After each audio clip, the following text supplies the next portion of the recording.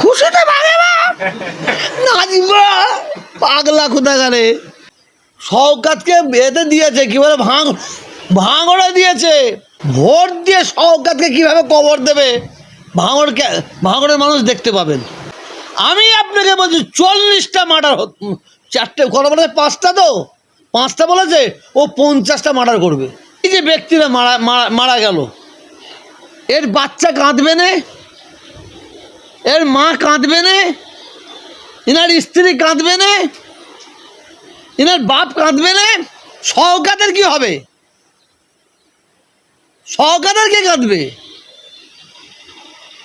আজকে যারা, আমি প্রত্যেকটা ক্যানিং ভাঙড়ের মানুষকে বলবো, আমি আপনার দয়া করে অনুরোধ করছি, শওকতের পাল্লায় পড়ে নিজেদের জীবনগুলোকে নষ্ট করবেন না, নিজেদের বউকে বিধবা করবেন না, সন্তানগুলোকে এতিম বানাবেন না। টাকা পয়সা দিয়ে নিয়ে আসবে। এই যে লোকটা মারা গেল, এতে শওকতের কি ক্ষতি হলো? ওর কি ক্ষতি হলো? আপনি পরোক্ষভাবে, পুলিশ যদি সত্যিকারের আসামি ধরার চেষ্টা করে, আপনি পরোক্ষভাবে, আমি আপনার চ্যালেঞ্জ করে বলছি, এর মধ্যে জড়িত কিন্তু শওকতই থাকবে, শওকতই এর মধ্যে জড়িত থাকবে। এটা ভাঙড় ক্যানিংয়ের মানুষের বক্তব্য অনুযায়ী বলছি আমি, ভাঙড় ক্যানিংয়ের মানুষের শওকতকে এতে দিয়েছে কি বলে ভাঙড়ে দিয়েছে। আপনি বিশ্বাস করুন, ভোটের মাধ্যমে, এইভাবে নয়, ভোট দিয়ে শওকতকে কিভাবে কবর দেবে ভাঙড়ের মানুষ দেখতে পাবেন।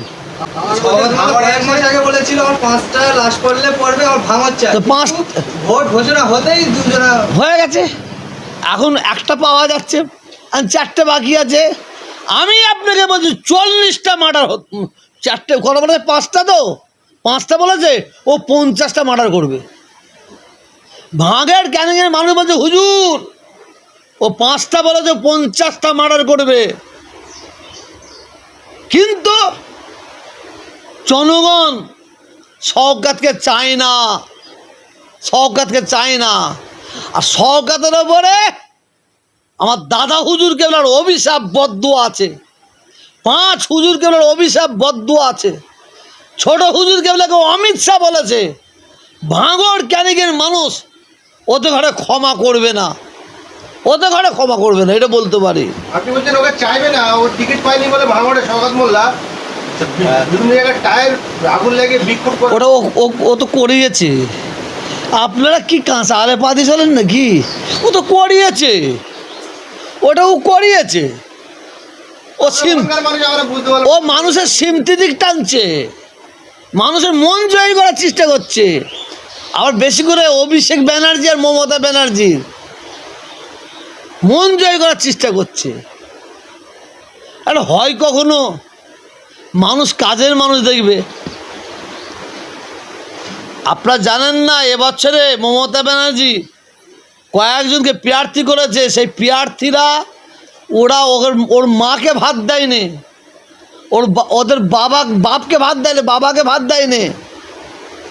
যারা নিজের মাকে আর বাপকে ভাত দেয়নি, মা বাপের খবর রাখেনি, তারা তাদের বিধানসভার কি খবর রাখবে বলুন তো? কার খবর রাখবে? অতএব আমি আপনার মাধ্যমে বলবো, অন্যায়ের বিরুদ্ধে, জাল্লাদদের বিরুদ্ধে, শয়তানদের বিরুদ্ধে, হ্যাঁ, আমরা ভোট দেবো এবারে। আমরা এবার তবে কি বলছেন, ভাঙড় থেকে যে প্রার্থী করলেন, তবে কি এবার থেকে ভাঙড় থেকে কি সকালবেলার কখন শুরু? আল্লাহর গজব, এই তো শুরু হয়, দাঁড়ান না। শওকত মোল্লাকে আমি আগে আপনি শোনেন না, ওকে মানুষ ভোটের মাধ্যম দিয়ে ও দাফন দেবে, ওকে কবর দেবে। আপনি বলেছিলেন যে আমার বংশ থেকে কেউ রাজনীতি করুক, সেটা আমরা চাই না, দাদা হুজুর করেননি। তো আস্তে আস্তে আপনার বংশ থেকে রাজনীতিতে যাওয়ার লোক সংখ্যা বাড়ছে। কাশেম সিদ্দিকী আমডাঙ্গা থেকে তিনি তৃণমূলের প্রার্থী হয়েছেন, যে তৃণমূলকে তিনি বলেছিলেন যে তৃণমূল কেউ মারা গেলে তার ঠ্যাং ধরে নামান্নে ফেলে দেওয়া। কেন ওই পাগলটার কথা বলছেন? পাগল, ওর সম্পর্কে জানতে হয়, বাপের কাছে চলে যান। ওর সম্পর্কেই জানতে হয়, ওর বাপের কাছে চলে যান, আমার কাছে আর নেবেন না। আপনিও তো তার বাবা। হ্যাঁ, আরে আমি তো জন্মদাতা বাপ নই। আপনার জিভ দেখতে চেয়েছিল, আপনি কি করলেন? কিসের? আপনার জিভ দেখতে চেয়েছিল। ও আমার জীব দেখতে চেয়েছিল ভোটের সময়। তৃণমূলে কত খেয়েছি, কিন্তু বাংলার মানুষ এখন ওর জীব দেখতে চাইছে। কিন্তু প্রকাশ্য তৃণমূল করছে। ব্যাস, এবার বাংলার মানুষ ওর জীব দেখবে, বাংলার মানুষ ওর জীব দেখবে। উনি দাদা হুজুরের মাজার জিয়ারত করে প্রচার শুরু করলেন। হ্যাঁ, কালকে আবার বিজেপির একজন প্রার্থী আসবে, দাদা হুজুরের মাজার জিয়ারত করে প্রচার করবে। কি হবে? পরশুদিন সিপিএম আসবে। ফুরফুরা শরীফকে নিয়ে রাজনীতির এ করতে চাইছে। ঘাড় ধরে ওই পাশে পুকুর আছে, ঘাড় ধরে দাদা হুজুরের মায়ের সামনে পুকুর আছে, তো ওই দাদা হুজুরের মায়ের সামনে যে কেউ রাজনীতি করার জন্য, জানেন অবাক হয়ে যাবেন, আমডাঙ্গা থেকে একদল লোক এসেছে দাদা হুজুরের মাদার সামনে। হ্যাঁ, কি জয় বাংলা করে হাতালি দিয়েছে। কিছু লোক খেপে গেছিলো, আর একটু করলে লাথি মেরে এই কাসেম ফাজু সবাইকে লাথি মেরে পুকুরে ফেলতো। যতই পীরবারের সন্তান হোক, দাদা হুজুর 5 হুজুর গেলে যদি কেউ আঁচড় তোলে, তার বিরুদ্ধে লোক রুখে দাঁড়াবে। আর ওকে নিয়ে বলবেন না। আমরা শুনতে পাচ্ছি উনি নাকি ভোটে জিতলে ক্যাবিনেট মন্ত্রী হবে। ওকে মমতা ব্যানার্জি হারাতে পাঠিয়েছে, ওকে হারাতে পাঠিয়েছে, সেনাশিসকে হারাতে পাঠিয়েছে। কতদিন না আরাবুলকে হারাতে পাঠিয়েছে, বুঝতে পারেন? সরি, শওকত মোল্লাকে হারাতে পাঠিয়েছে। হ্যাঁ, আব্দুল মাতিন সাহেব, উনি তো ওনার বড় ভাই বলেছে। আব্দুল মাতিন সাহেবের সম্পর্কে আমার জানতে হবে না, ওনার বড়দা কি বলেছে শুনবেন, তার বুঝতে পারবেন। 2021 সালে আপনার ভাইপো আব্বাস সিদ্দিকীকে তো উনি খোঁজা বলেছে যে খোঁজা মুখ্যমন্ত্রী হবে, এখনো তৃণমূলের প্রার্থী হয়েছে। ওই লোকের কোনো মূল্য নাই, যে লোক নিজে পায়খানা করে আর পরে যে নিজে চেটে চেটে খায়, যে লোক নিজে পিচ্ছাপ করে পরে আবার চেটে চেটে খায়, ওই লোকের কোনো মূল্য নাই।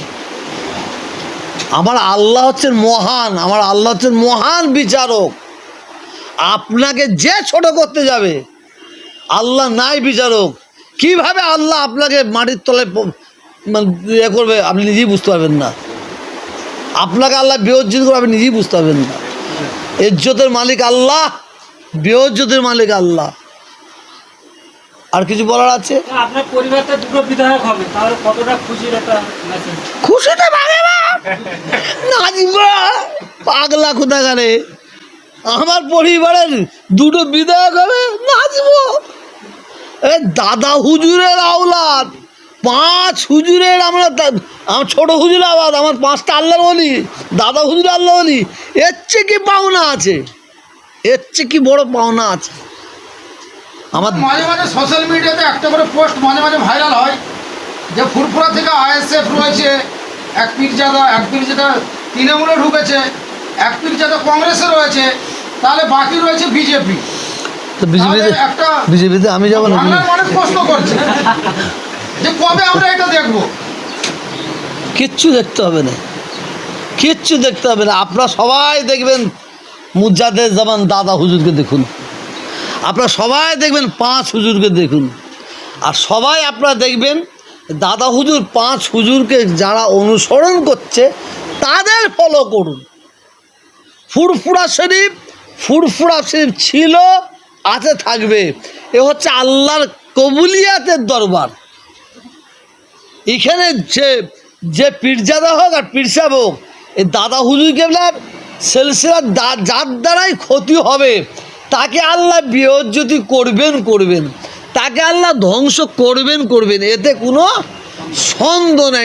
সন্দেহ নেই, এ হচ্ছে দাদা হুজুরের সিলসিলা, হচ্ছে কবুলিয়াতের সিলসিলা। আমি তোহা সিদ্দিকী বড় বড় কথা বলছি, যদি আমার মধ্যে দেখবেন দাদা হুজুরের বিরুদ্ধে আমি আছি, আমার দরজায় লোক পিচ্ছাপ করে দিয়ে চলে যাবে, কেউ আসবে না। লোক এত ঘাসে মুখ দিয়ে চলে না। আমার একটাই বক্তব্য, আমার মুজাদ্দেদ জামান দাদা হুজুর পীর কেবলা রহমাতুল্লাহ আলাইহে এবং 5 হুজুর কেবলা রহমাতুল্লাহ আলাইহে তাঁর বয়স্ক ছেলেরা যারা আছেন তাঁরা কেউ রাজনীতি করে না। আমরা তার জন্য আমরা রাজনীতির দিকে নাই। যদি কেউ রাজনীতি করে তার ব্যক্তিগত ব্যাপার। যদি কেউ পিচ্ছাপ করলে সে বোতলে করে খায়, আমরা তো খেতে বারণ করবো ভাই। যদি একটা গ্লাসে একজন পিচ্ছাপ করছে, সে খেতে যাচ্ছে, এই খাবি না, এই খাবি না, এই খাবি না বলবো আমরা। যদি কেউ জোর করে খায় সেটা তার ব্যাপার, তার পেট পরিষ্কার হবে। ঠিক আছে, ধন্যবাদ। একদম ঠিক আছে।